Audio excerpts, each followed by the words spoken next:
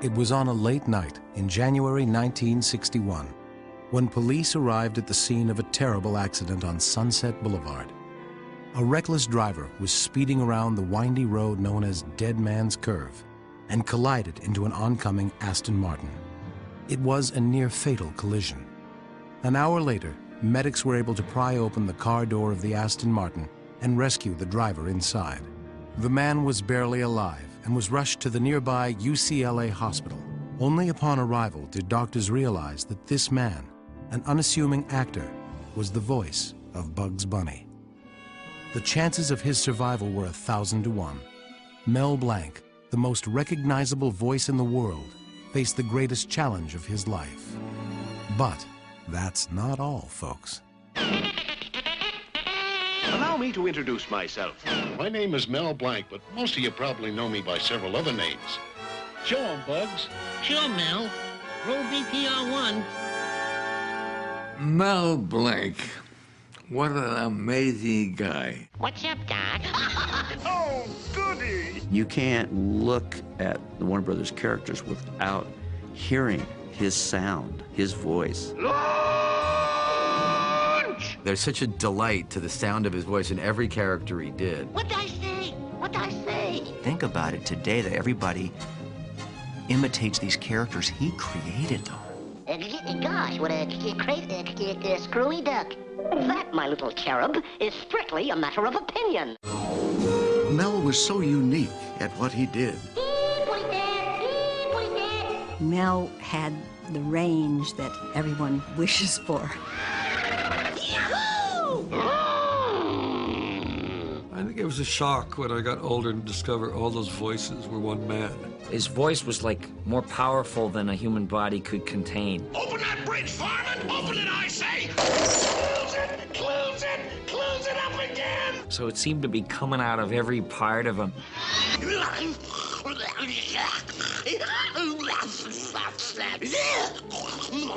Mel Blanc had this phenomenal voice box. It's the only way I can explain it. He just did all kinds of things that were just amazing. He didn't just do voices. He played characters, and there's a difference. I think I've got it! He was just able to do that, to just totally, animate with his voice, to create a complete three-dimensional character just with his voice alone. I say, that's no chicken, son. I'm a chicken.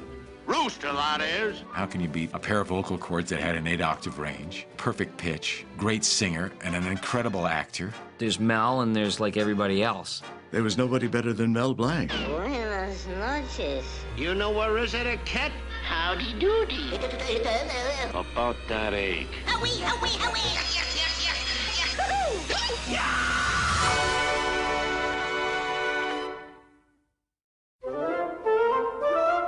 Melvin Jerome Blanc was born on May 30th, 1908 in San Francisco, the younger son of Frederick and Eva Blanc.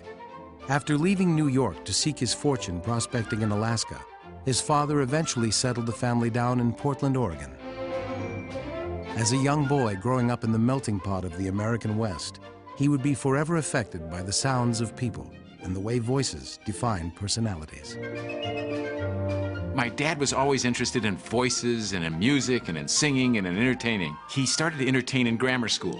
From around about the age of 10, Mel Blanc was very interested in dialects, Yiddish dialects and Chinese and Japanese dialects, Russian. The school would have an assembly, the grammar school.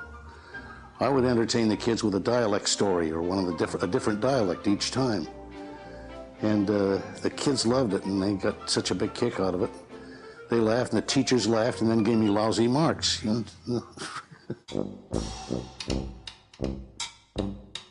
I took 8 years of violin lessons, and when I went to high school, I thought to myself, gee, I want to march in a band, but I'd look kind of stupid walking down with a violin.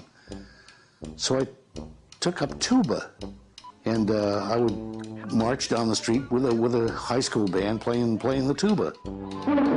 I know he produced vaudeville shows in high school up in Portland. He dropped out of high school in about the 9th grade. I used to say, I got lousy grades, but I developed some great voices because of the echo in his school in the hallways. He started leading orchestras. He was an orchestra conductor, and the orchestras moved all around the Oregon area and the Washington area and Northern California area. In between, when he was conducting the music, he would do shtick. He'd do different voices and different comedy routines. Mel was the youngest orchestra leader in the country at that time, at 17. So by the time he was a young man, he was already an accomplished entertainer.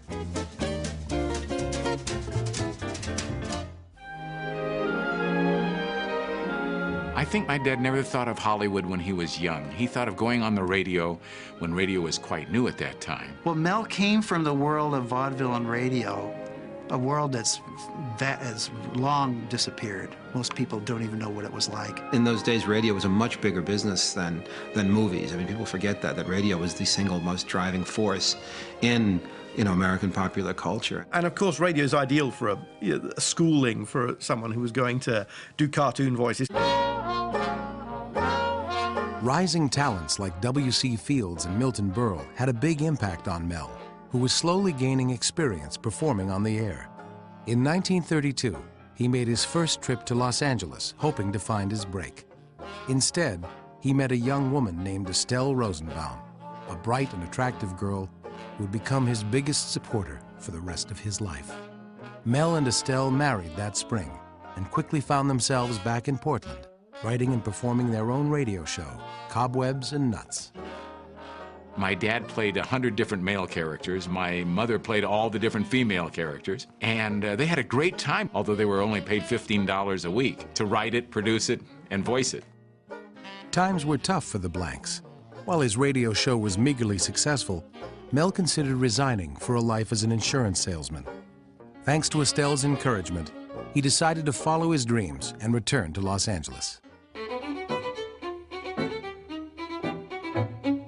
So when he came down to Los Angeles, the big radio people like Joe Penner, Jack Carson, Jack Benny, these were great radio actors, and he thought he could become a character on one of their shows. He had no agent. He would just knock on doors and see if he could get a job.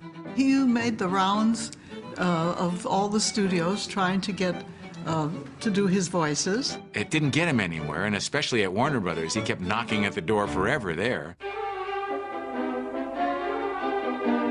I had seen some of the Warner Brother voices, or heard some of the voices in the cartoons, and I thought, geez, they're missing out on an awful lot. The voices are pretty bad. Usually Norman Spencer was there to greet him. I said, I'd like to audition for you and show you what I can do. He says, sorry, we've got all the voices we need. I said, but Mr. Schlesinger said that you were the one. He says, no, I'm sorry. And he said, no, we've got enough voices, because they could use all the voices that were available, who were extras and things like that. Well, I was as stubborn as he was, and I went back in 2 weeks, and I said, look, won't you just listen to me? He says, I told you, we have all the voices we need.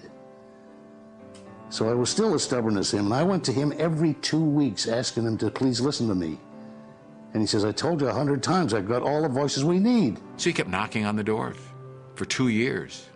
Finally, in March of 1937, Mel's perseverance and a little twist of fate allowed him the break he desperately needed. It was probably the week before Christmas. He came looking for a job, and that day, Treg Brown was sitting there. Treg Brown, brilliant sound effects man for the Warner's cartoons. He happened to take over when this fellow passed away that wouldn't let my dad in the door. Treg Brown was very established by that stage in late 1936 as the sound expert and cutter for the cartoons, and had originally worked for Cecil B. DeMille. My feeling is that he and Mel Blanc just hit it off immediately because they'd both been musicians with big bands. And, musicians have that kind of kinship, like it's just like an unspoken thing that they get. And I said, Mr. Brown, I've been trying to get in here to audition, just have him hear me. But the guy kept saying, no, I've got all the voices we need. He says, well, let me hear what you do. So I auditioned for him, and he got a big kick out of it. He said, would you do it again for the directors? I said, gladly. Mel's first audition, according to Treg Brown, was doing his crazy news reporter, where he did a whole bunch of dialects and one dropped his cornet on the floor and then did his crazy hiccuping character. So they recorded these hiccups and some of his famous woo-woos, which were used by some of the directors in the soundtracks before he actually got a real job as doing dialogue. Tex Avery, the leading maverick director at Warner Brothers, decided to give Mel a shot in a supporting performance in Picador Porky, a new cartoon featuring the studio's latest popular character, Porky Pig. He said, I've got a cartoon coming up with a drunken bull. Do you think you can do the voice of a drunken bull? I thought, Jesus, my first assignment, I hope it goes over, you know. So I said, yeah, I think I could. He says, how would he talk? He would talk like it was a little and looking for the sour max. He says, great, great. He says, what do you do next Tuesday? I wasn't doing a damn thing. I said, I think I can make it.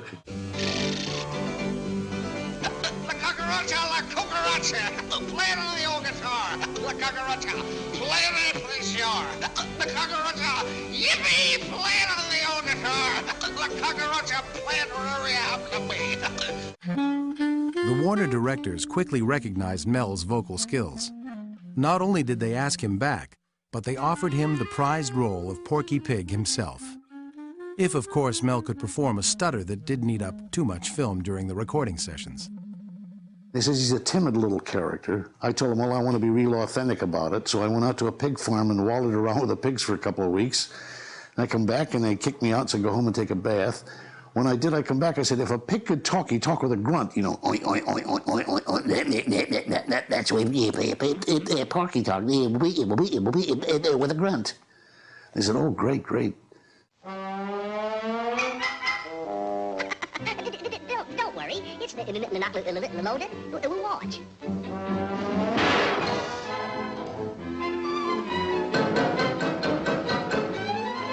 Who's the bear? It's the guy from upstairs.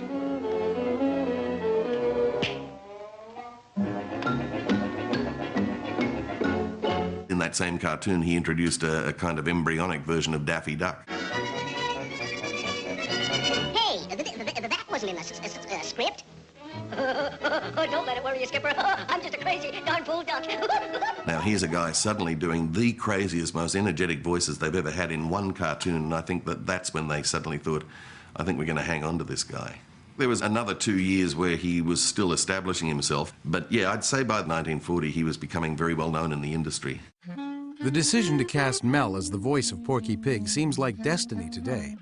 Perhaps it was serendipitous. No doubt it was groundbreaking, for as soon as Mel assumed the role, Porky became a star, and others soon followed. Voiced by Mel and guided with manic assurance by a crack team of irreverent artists, the Looney Tunes characters would populate the cinema and bring about a revolution in the medium. My dad had a rare ability to look at a character, a model sheet of the character, and realize what type of voice that character should have. First, they would show me a picture of the character that they wanted to use in the cartoon. Then they would show me what they call a storyboard.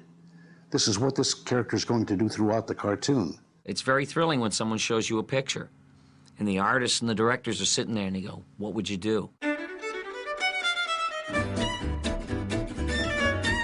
Porky Pig and Daffy Duck may have propelled the studio and Mel to success, but it was another character, a sly and wisecracking rabbit named Bugs Bunny, who would become his most famous and indelible creation.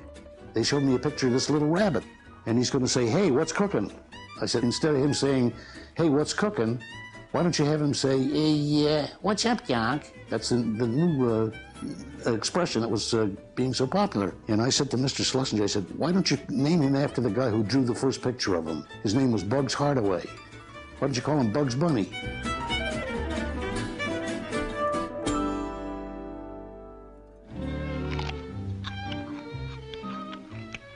What's up, Doc?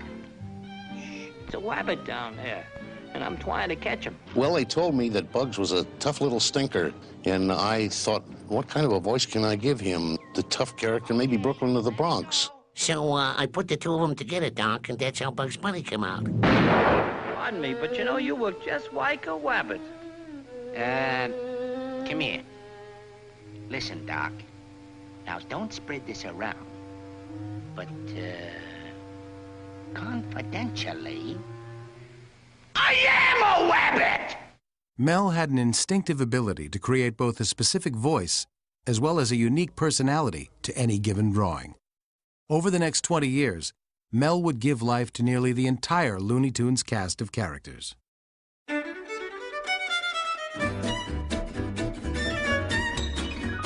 Mayhap perchance, foppish that I am, I might be the Scarlet Pumpernickel.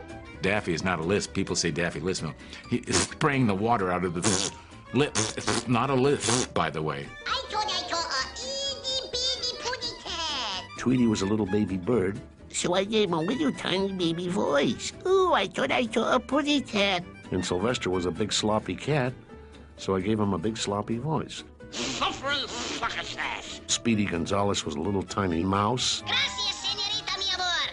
Adios, hasta la vista. and he had to talk fast because his name was Speedy. So I gave him a very fast little voice like this. My name is Speedy Gonzales. I take this away from the game, give it to the mouse, I think. See, he talks so fast you can hardly understand what he says, I think. Just to think, radiant flower, you do not have to come with me to the Casbah. We are already here. He chased the pussycat and catch them and kiss them. I gave him more or less of a French voice, like so, voila. And I said all the French words wrong, you know. Now all of you skunks, clear out of here! Yosemite Sam, they showed me he was a little cowboy, and he was only 2 feet tall with long red hair and had to be recognized, so I had to give him a recognizable voice. So I gave a real loud voice, like so. My name's Yosemite Sam. This is one that almost gets me every time I use it. Mel's characters were these fully formed or almost fully formed crazy original voices that had a quality that nobody had ever heard in animation before. He had vocal cords like Enrico Caruso. The doctors have said he never had a sore throat in his life. Yet he smoked, you know. Never had a sore throat ever. The characters would morph a little bit from decade to decade depending on who was directing him. You know, some wanted it crazy, some wanted it a little lower key. Other studios soon called upon Mel for his unique services. By golly, it's a great old world. MGM was quick to offer roles, as was Walt Disney, who cast him as Gideon the Cat in Pinocchio. But perhaps his most famous non-Warner voice was Woody Woodpecker, which he created for Walter Lantz in 1940. Guess who? And I remembered in school that I had a crazy laugh. I used to do it in the school, in the high school, and run down to the end of the hall to hear the echo. It would just echo all the way around. Never knowing that this would turn out to be the voice of Woody Woodpecker. Which is a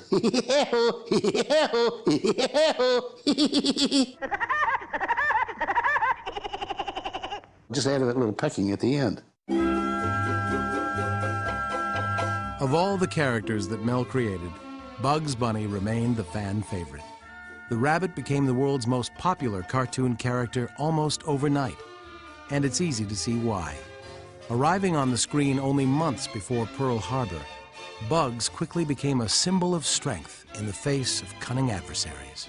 Partly why Bugs Bunny struck such a chord is because he sort of reflected how tough the times were, and here was this wisecracking bunny that could overcome all these crazy odds just with a lot of courage and humor. The tall man with the high hat will be coming down your way.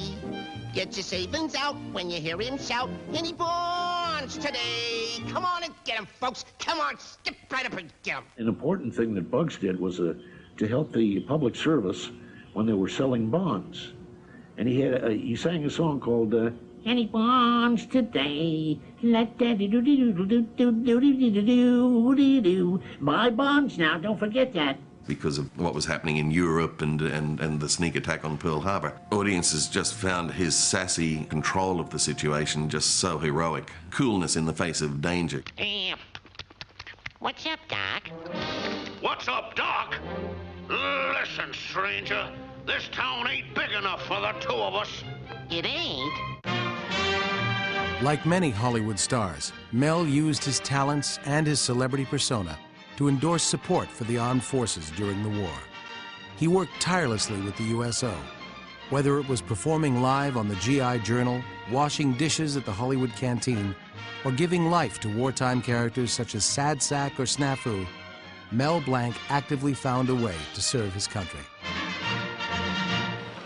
Turning now a few pages in G.I. Journal, we come now to another one of your favorites. Hello, young man. I sort of remember you from someplace. You're, I'm a private Sad Sack. Another chapter in our story, the life of Sad Sack.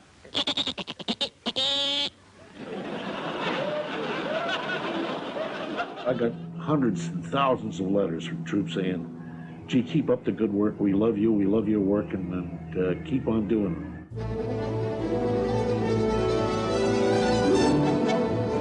By the early 1940s, Mel Blanc's star was on the rise, and so was his family. Estelle gave birth to their son Noel, and Mel decided to ask for a justified raise. He knew how much he'd contributed to the Looney Tunes' success, and so did his boss, Leon Schlesinger. What Leon offered Mel was ultimately a deal money couldn't buy, an unprecedented arrangement for any voice actor. Sole screen credit on every cartoon produced by the studio. Mel, for about 12 years, was the only person in cartoons to get screen credit. What that did for him, that made him a celebrity. People in the business went to movies too. And they saw these cartoons, Mel Blanc, gee, Mel Blanc, I guess he's the guy that. And so he managed to make up the difference on the other jobs that he did outside. Disney felt that it spoiled the illusion if audiences saw that a human being had done this cartoon character. Another school of thought is that that's not the case at all. It's simply that if we give them credit, they'll want more money.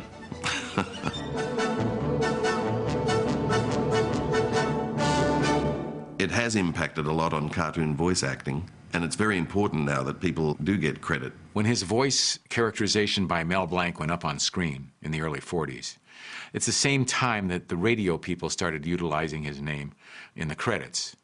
Jack Benny started to put him into the credits. Abbott and Costello, George Burns, Gracie Allen, Dagwood and Blondie, Amos and Andy. He was on every show, Jack Carson, Joe Penner, and they started to use his name at the end of the credits. Also on tonight's show were so-and-so, and Mel Blanc. He was doing 15 network shows a week. By 1946, he had had so many supporting roles in series and semi-regular parts that he decided to consolidate and spend every Tuesday doing cartoon recording for Warner Brothers and concentrated on 4 big-time radio shows for which he was contracted. Jack Benny was the leader because it was the most high-rated comedy show for which he played many cartoony sort of parts, like Jack Benny's Parrot, and the Judy Canova show, the Burns and Allen show, and the Abbott and Costello show. And it was, if you tuned into them, it was like listening to a Warner Brothers cartoon without the pictures. My dad was usually home for dinner, but he worked hard during the day because he was running from ABC to NBC to CBS. They were all in the same area.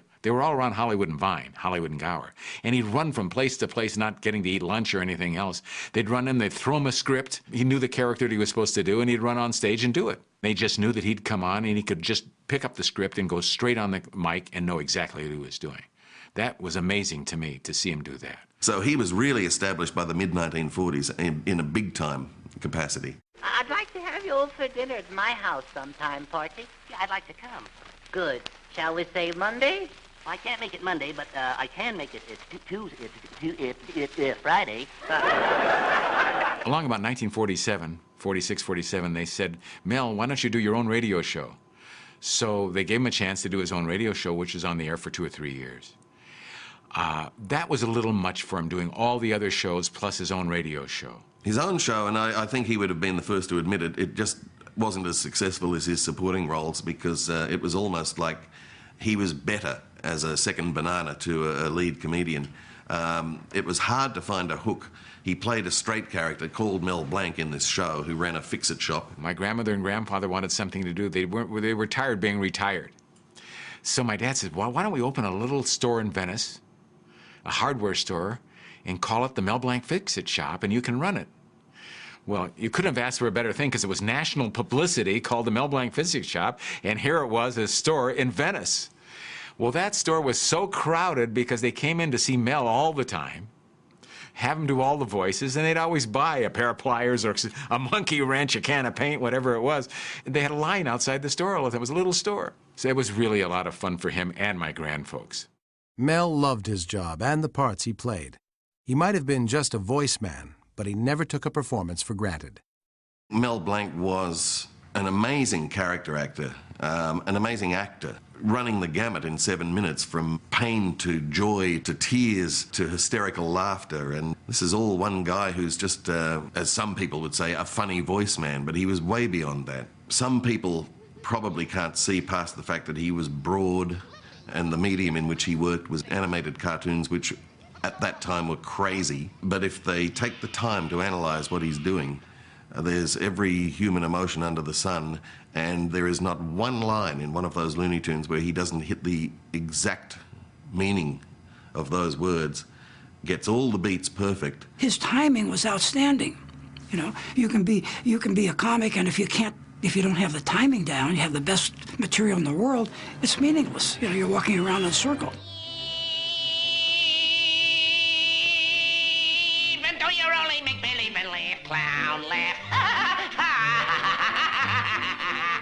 And you don't learn that. Nobody teaches you that. Very well, you rotter. I'm gonna tackle you a cappello. I'm brown as a nut and fit as a laugh. Toy with me, will ya? Why, with my fierce energy. Oh, oh! Do not take it amiss if I slap you silly. It'd be a bit rough on the slasher, but the foolish cove asked for it. It's the acting. People say, oh, Mel Blanc, the man of 1,000 voices, greatest voice man that ever lived. One of the best actors to ever come out of Hollywood. People don't take the voice person as seriously as they would like the Oliviers or Dustin Hoffman, De Niro, but, you know, to say, you know, Olivier, De Niro, Blanc, it sounds weird because of what genre he worked in. But no, he was a brilliant actor. Oh, I'll starve to death. Meadows! I mean, it's absolutely astonishing that he did all those different characters, and they're alive and they're real and they're very unique. There were never characters like that before Mel Blanc came along. Are you really the last of the dodos? Yes, I'm really the last of the dodos.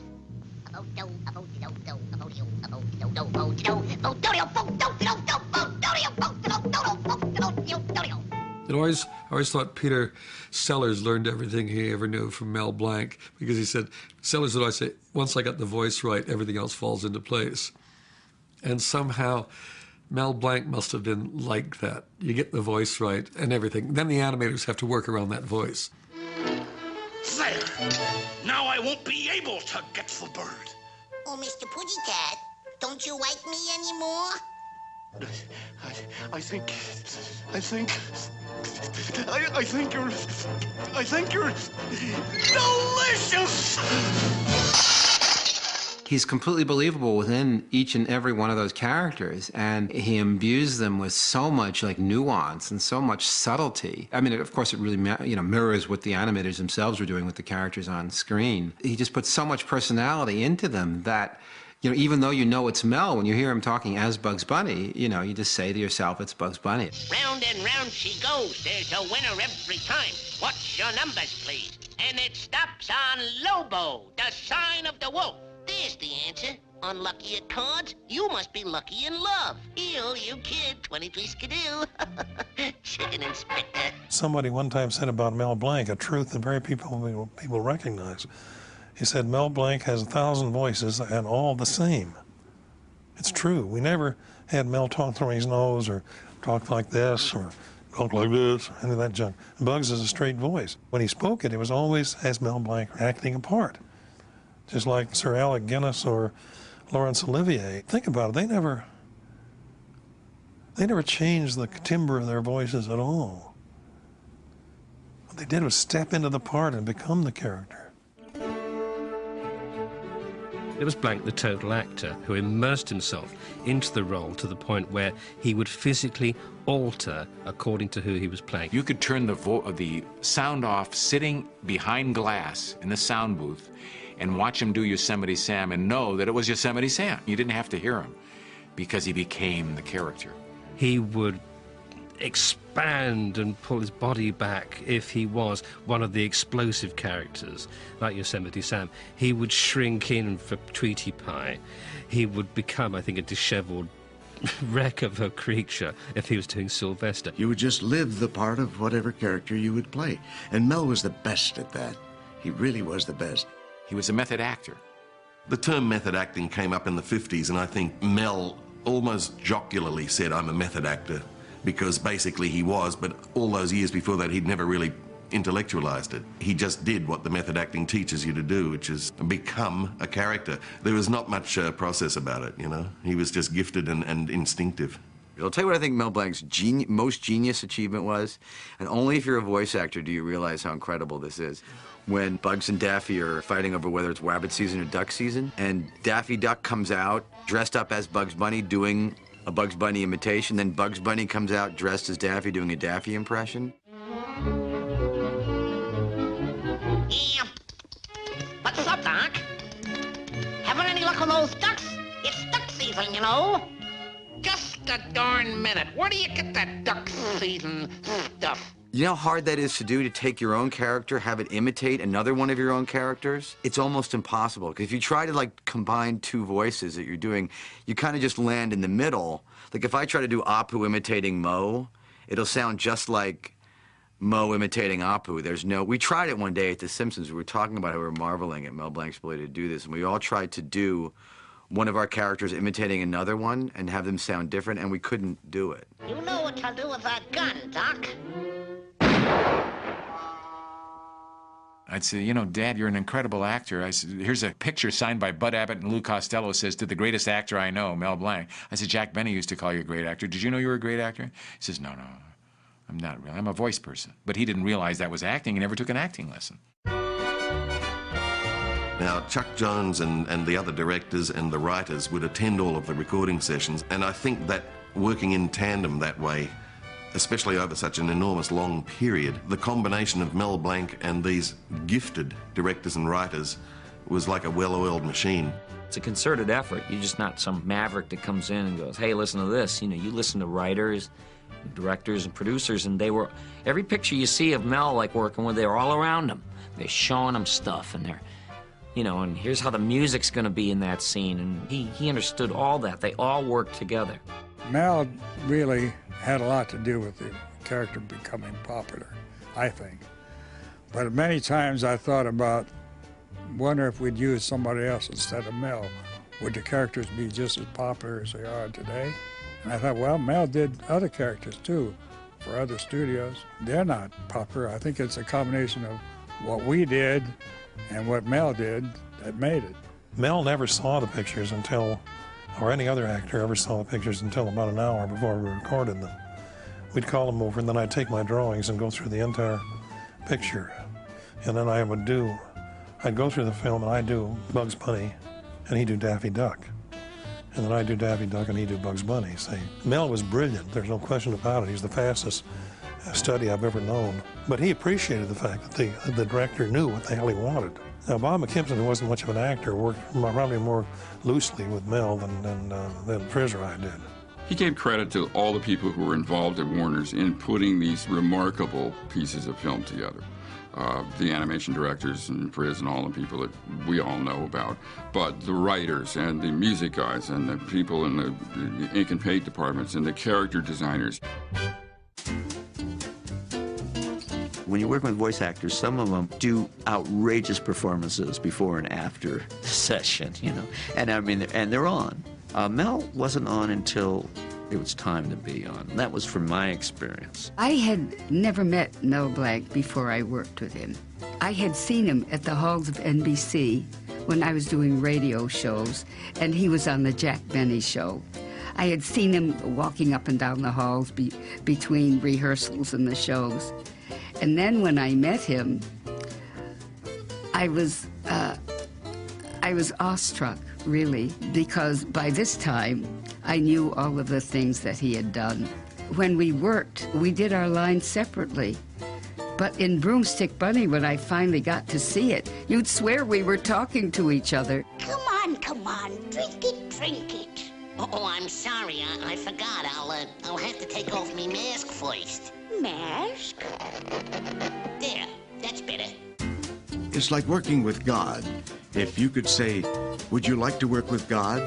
Yes. Well, Mel Blanc was God in the business of animated cartoons. When he was through recording, he'd come into the studio and there'd be a crowd around him, and he told us stories in every kind of dialect. He was always very funny and just a regular guy. My dad was an actor that considered every cartoon important to him while he was doing the cartoon.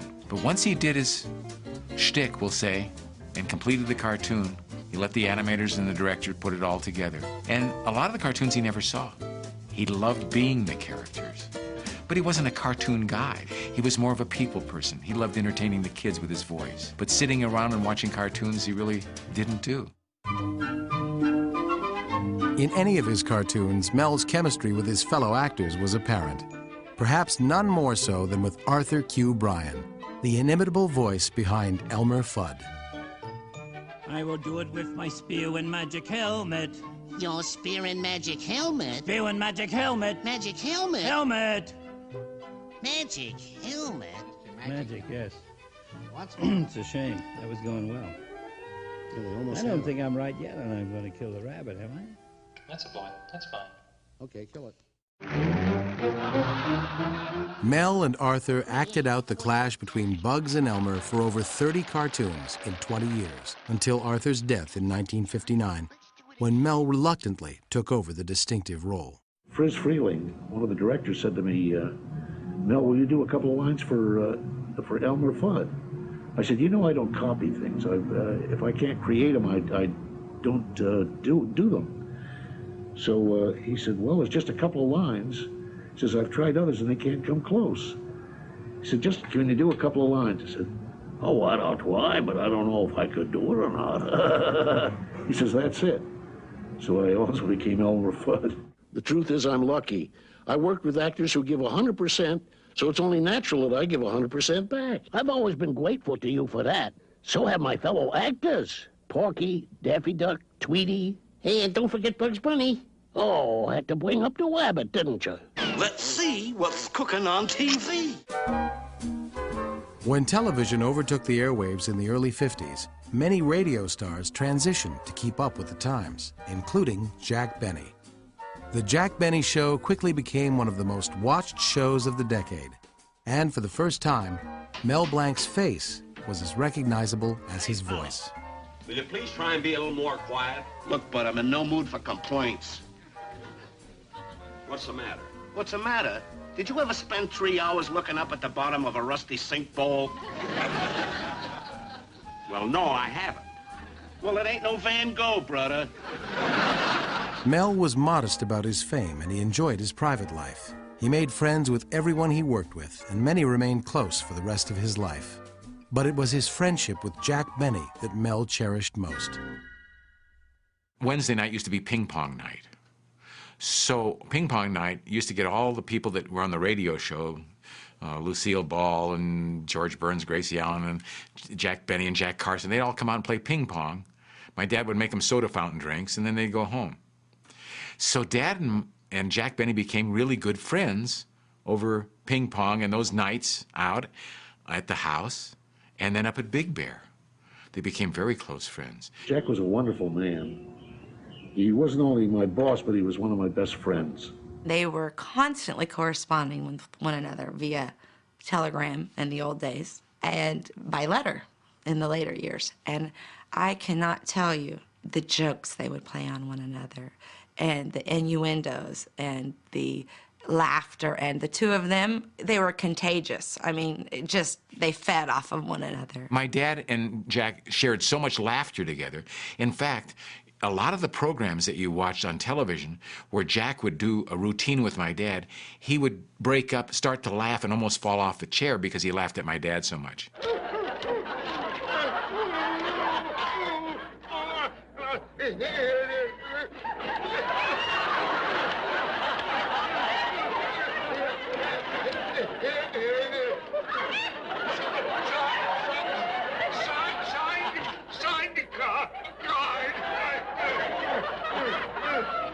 Even when they were on the radio, you could tell that Jack was cracking up.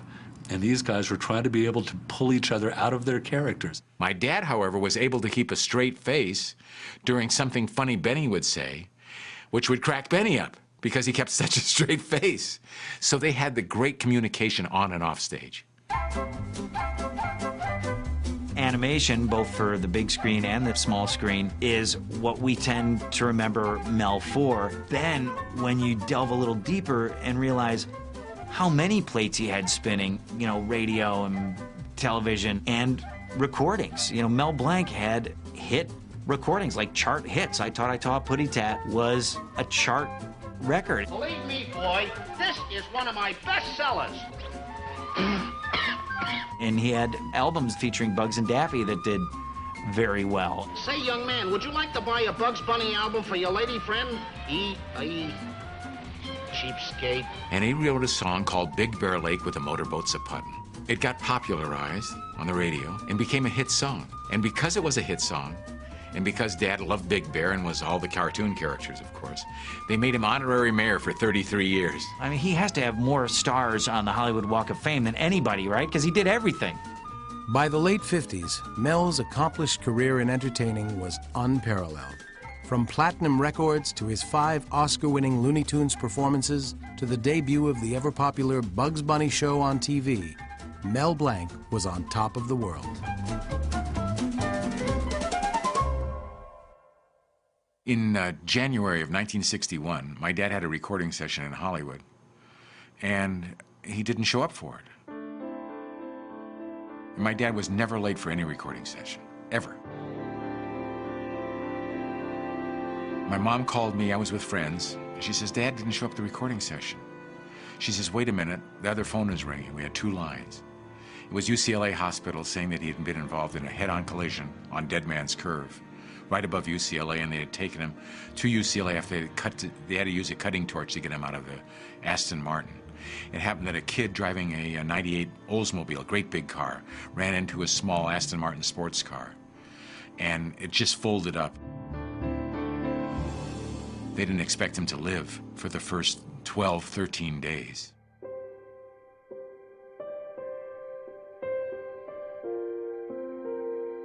I went to see him, and it was really, I was shocked because he was wired up with all kinds of gadgets to keep him together. Noel told me that almost every bone in his body was broken. He was unconscious for a long time.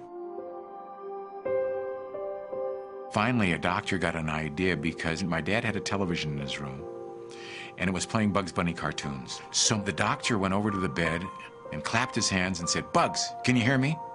Bugs, can you hear me? My dad goes, what's up, Doc? The first words that he uttered were of Bugs and saying, what's up, Doc? Then he says, Porky, can you hear me? And he would answer me, I can hear you.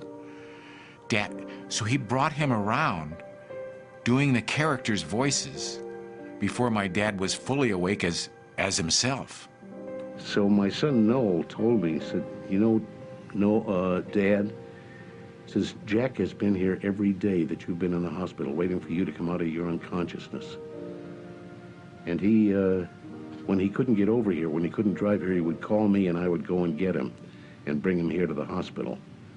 And that's the type of man that Jack Benny was. He was a very wonderful fella. Later on, they wanted me to do the voice of Bugs Bunny when Mel had that terrible accident. I said, no, I'm not going to do his voice. Just wait till he gets well.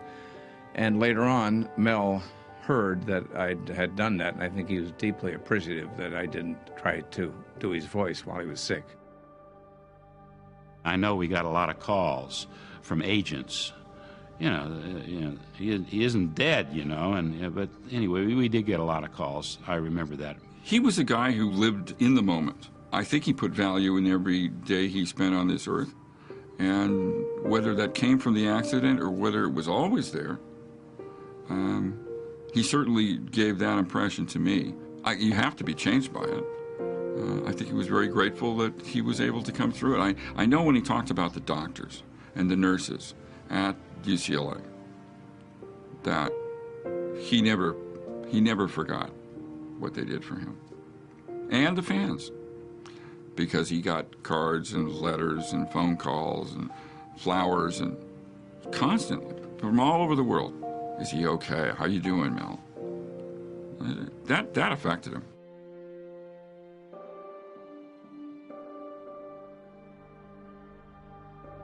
He was out of commission, as I remember, 6 months, maybe a year.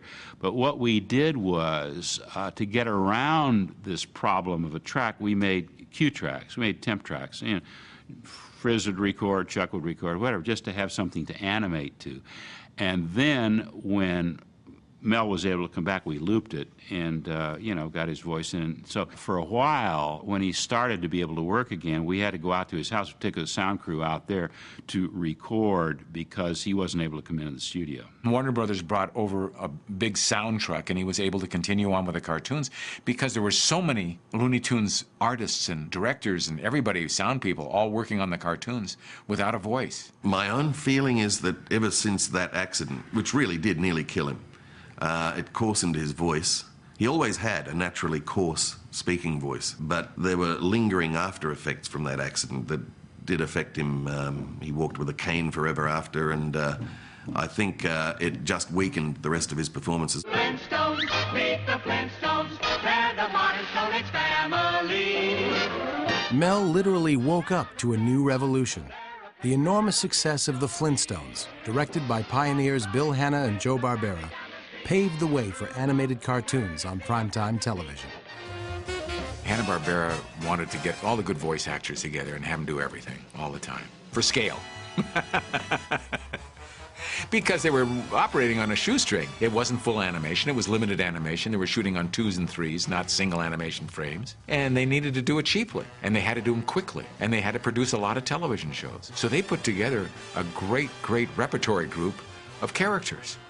And my dad was one of those. We were using radio, television, people like that. The actors themselves, like Mel Blanc, created characters for us. So did Dawes Butler. They'd come up, what can you do with a voice like this? When Hanna-Barbera asked him, we're going to be doing the show called The Flintstones, it's kind of a takeoff on the Honeymooners, he said, I don't do impressions. Barney Rubble's like an Ed Norton sort of, I don't do impressions. So he was able to create a character that pleased him as an artist more than pleased the producer as an impression. Oh boy, wait till Fred sees my new bowling ball. It'll bring my score up to at least 100. Strike! They'll call me Twinkle Toes Rubble, the terror of the alleys. Strike! Boy, what a ball. The voice of Barney Rubble, yeah, I did the voice for him. And, you know, it's a different voice than Art Carney. But they said, do a voice like Art Carney. I said, no, I won't do that, but I'll give you this voice here. I'll take the same inflections that he uses and a slow laugh at the end. And, of course, he was Mr. Spacely in the Jetsons. Send up Jetson, Miss Gamma. Yes, sir. Ready, Mr. Jetson? Right. Well, good luck.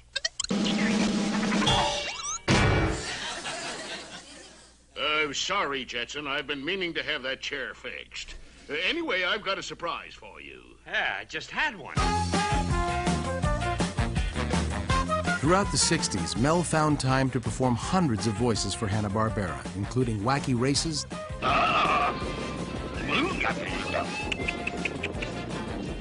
The Perils of Penelope Pitstop, That's not a litter bug purse. That's Penelope's purse. Magilla Gorilla, Oh, finished, Miss Ricochet. Miss Ricochet. Secret Squirrel, You sent for me, Chief? Ooh, secret. Oh, sorry, Chief. But in my business, we never trust anybody. Why, even you might be an imposter in disguise. Captain Caveman,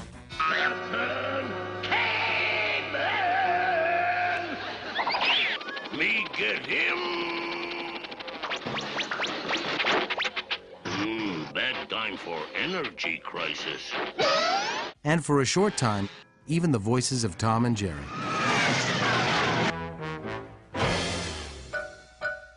Every session, Joe Barbera would choose somebody to pick on. And he would pick on dear Dawes Butler, whom he loved. But he'd say, no, no, no, Dawes, not right. Gotta hear the words, gotta hear the words. And he would pick on Don Messick, and he'd pick on me. He'd say, well, Janet, you know, what else have you got? But he would never, ever pick on Mel Blanc. It was sort of a hands-off thing with Mel, because I think he respected him.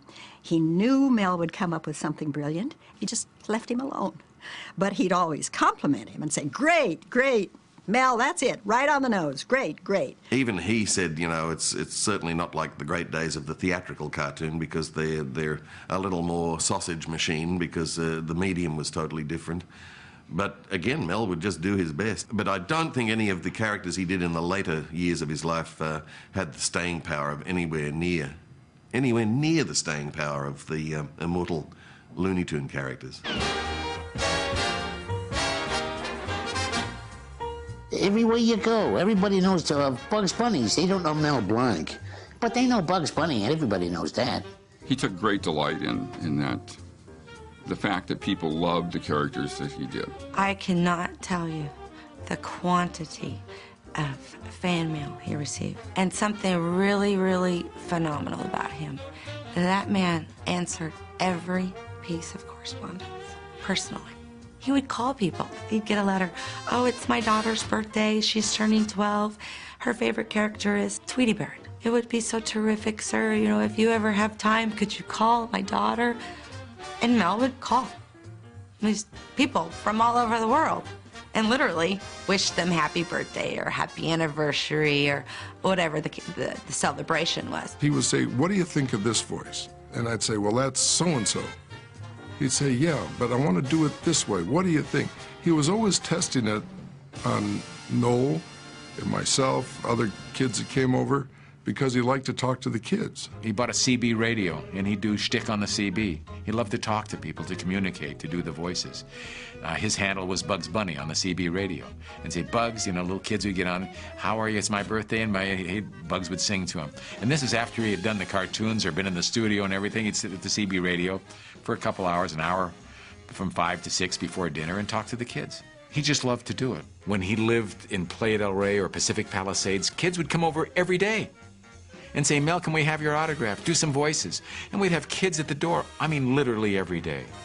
Halloween, we'd have 1,500 to 2,000 kids. And he'd give out signed little autographs and candy. The kids would always go to Mel and Estelle's house because they never knew who was going to answer the door.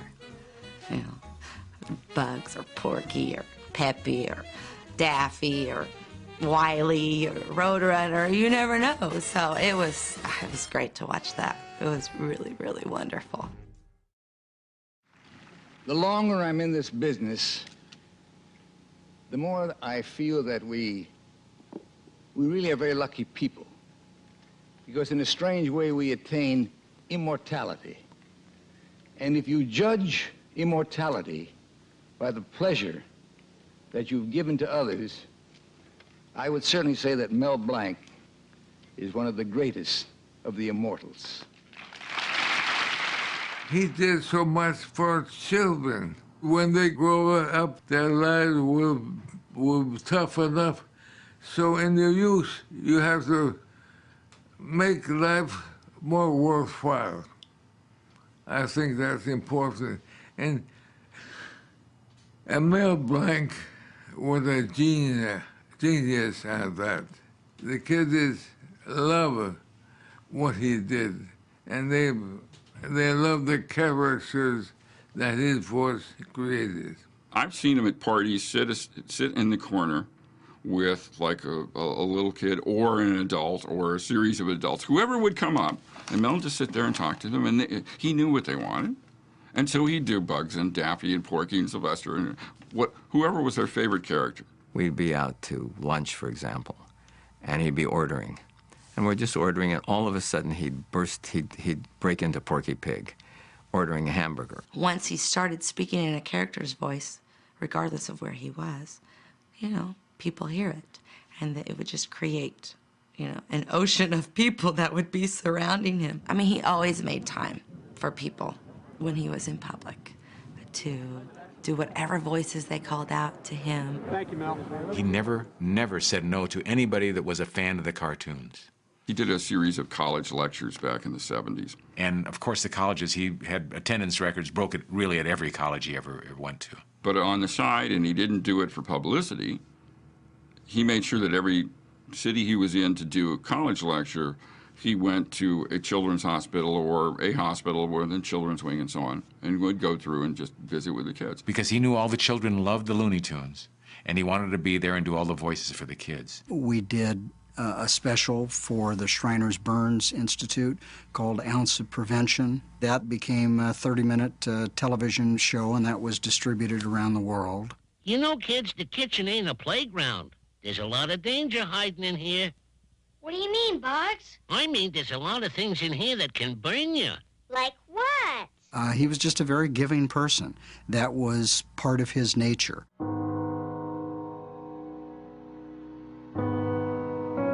He devoted a lot of time in burn units for alien children. And I think he really had a great effect in doing so. Even if it made him feel better for just a minute, he did. We had to try to get him to leave, first of all. I mean, he would spend all day doing it. I mean, there would be times I would say, you know, Mel, we've got to go. It's getting dark, you know. We've got to get back on the road. Or Noel would do that. I mean, he was tireless. I mean, the man was like the Energizer Bunny. And when there were children, you know, in that situation, you couldn't get him to walk away. If I saw a person smile, that to me was payment in itself. And if I could make them laugh when they had been very sad, it was great payment to me. Thanks, Jennifer, for helping us tell the story. Thank you, Bugs. Oh. Say that again. And starring, of course. I sound like you. Because I'm your offspring. Oh, that's right, my offspring. That's right, Doc. Hey, that's right. You sound like a rabbit. That's right, Doc. Hey, that's pretty good. I'm suing you. Noel Blanc remained at his father's side throughout the 60s, and together they formed Mel Blanc Associates. This was in part to develop better product for commercial advertisers, but more importantly, to expand opportunities that would benefit Mel's career and the careers of other up-and-coming voiceover talents. My dad and I worked together for about 35 years. He took my direction, strangely enough. But I didn't ever try to outthink him because he always knew what he had to do. I need one Yosemite Sam line before you go into that, and that is right back here. Noel was really a very good director, really capable of getting the best out of performers, and mechanically really adept at cutting the tape, putting together the packages. So it was a perfect mix. I would say that was one of the greatest things that ever happened to Mel, because I felt that Mel, through his early years, was taken advantage of. And then as his son grew up and Noel got in the business, he had somebody there that really took care of him. Mel and Estelle enjoyed their autumn years together, preferring a quieter lifestyle than most celebrities. It had been nearly 20 years since the Jack Benny Show was on the air, and people had forgotten the face behind the famous voice. That is, until a certain commercial aired in 1982. Do you know me?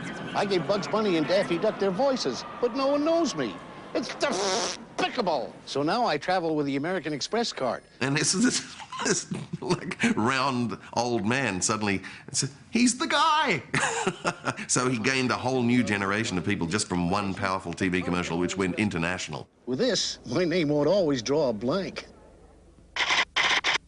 He was in the theatrical feature Roger Rabbit in '88. He was still doing work for Warner Brothers in their merchandising division. Financially, he may well have been able to retire, but it's still what he said back in high school. I just love to make people laugh. And he needed to do that. And he needed to keep working. He always wanted to be working. I mean, it was just part of who he was. I don't think it felt like work to him at all. It seemed so easy. And it just rolled for him. And he always was in between takes, you know, laughing and cracking jokes with everyone. And no, I don't think it was work for him. I think it was second nature. I just love it. I love my work, which I think everybody should love before they go to work. They should love what they're going to do or don't take the job. And I love my work, and although it was a hard time getting into it, this has worked out beautifully for me. That's marvelous. Thank you. God bless you all. And now I'll make a wish. That you all should live to 80, and I'll make a private wish. I already done that. And make it come true.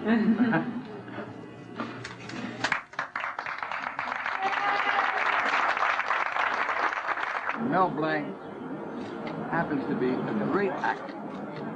More important than that, I'm happy to be here to celebrate his 80th birthday because Mel Blanc was a great human being. I wish you a happy birthday.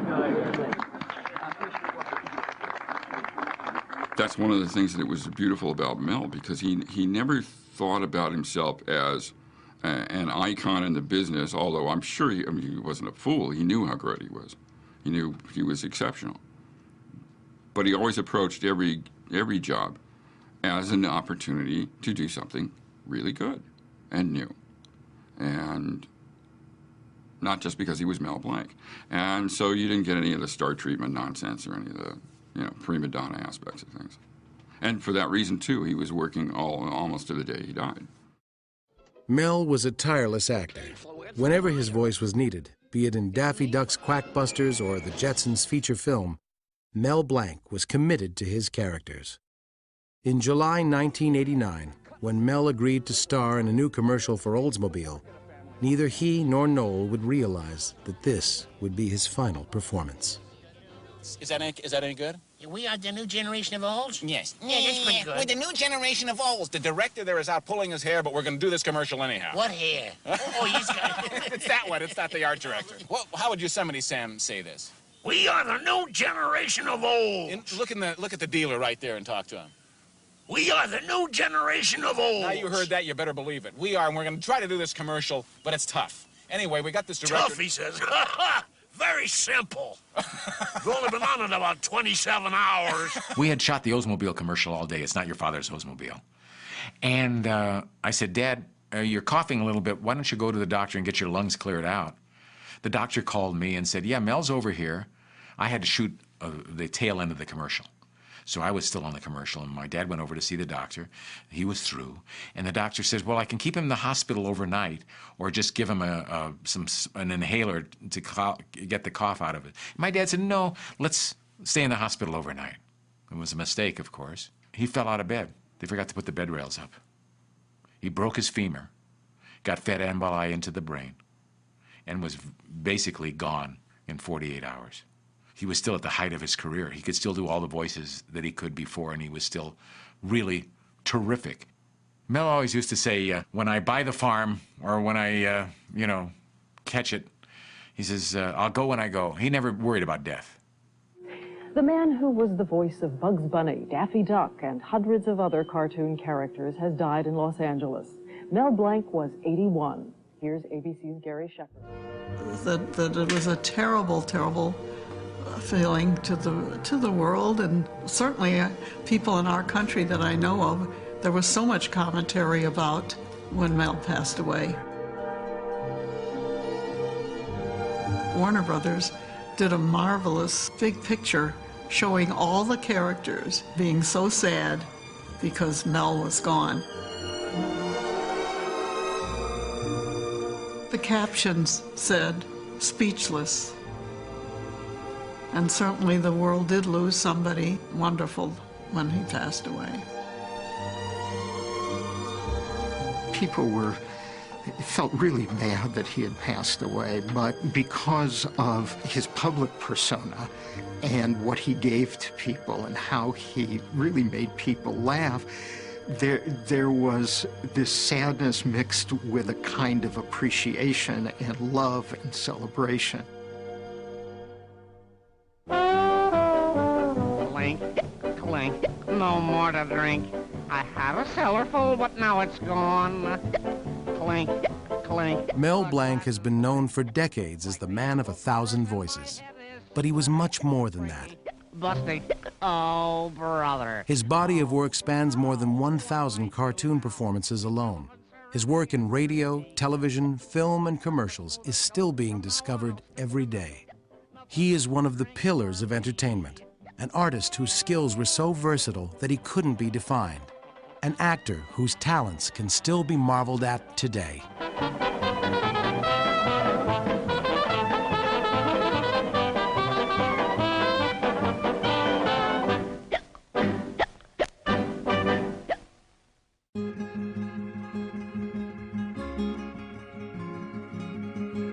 I crashed a recording session when I was 14. I called him up at home, and during the course of the conversation, I found out where he was working that week, and I crashed the session. I told the receptionist that we were guests of Mel Blanc, and I told his producer that we were friends of the receptionist.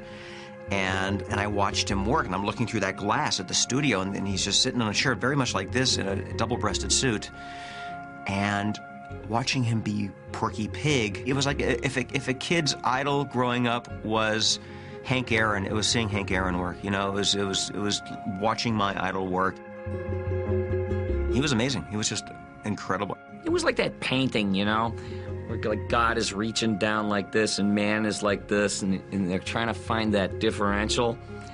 That was what it was like, seeing him. You know, it's like, this guy isn't of this earth. The voice actors nowadays that really worship what he did, I can understand that because he had it all. And he was the first.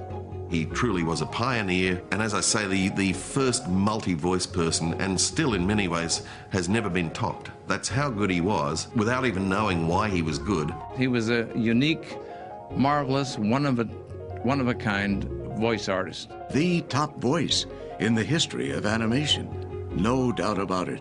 And every character will be known forever. Nobody will ever top Mel. The best they can do is imitate him. It is an extraordinary career, and the strange thing is I still can't put a face to it. You think of the voices. Lon Chaney was the man of 1,000 faces. Mel Blanc, man of 1,000 voices. Of 20th century communications, an era that produced so many remarkable performers, Mel Blanc has to be, as far as Americans are concerned, has to be in the top 5 of all-time actors, if you really want to sit down and think about it. Let's take a cartoon that's on, or an animated feature or something, and the characters that are playing the main characters, the stars of today, and listen to them, watch the film and say, geez, that was really great. Play a clip of Mel Blanc and see the difference. See the difference. My dad's legacy is laughter. He wanted to make people feel good and laugh out loud. The thing I miss most about my dad is my dad and his personality, being the great father, listening to me, never doubting me, asking good questions, being great to my mom. The fact that he was such a marvelous human being, not only to the world, but to his family, that's what I remember most. Mel had the contribution that will always survive, because young people who were not born yet will be enjoying the work that Mel Blanc has done. I can turn his voice on any time and see one of the cartoons, so I can really bring him back to life at any time I want to. I hear his voice every day.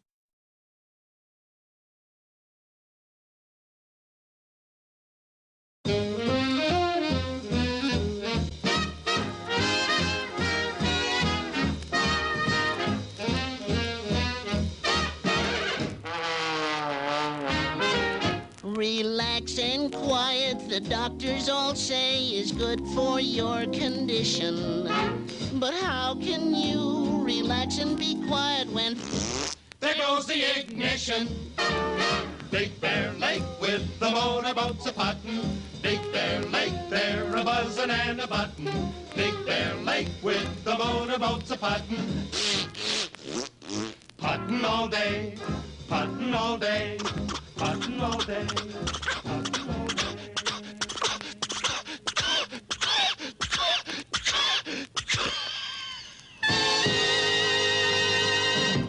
Ear to the ear to the ear to the ear to the ear. That's all, folks.